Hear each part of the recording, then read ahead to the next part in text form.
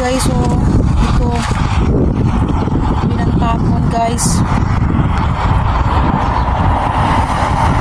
Dami. Pero nabasa na, oh.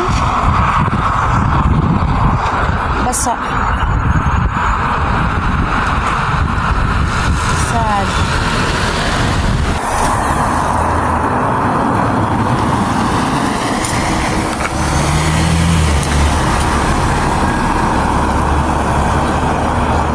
Dami. Ay, sayang. Mga damit. Ito na lang kukunin ko. Basket. So, sayang yung mga gamit. Wow. Sad. Pinantapon lang nila kasi ito kukunin ko.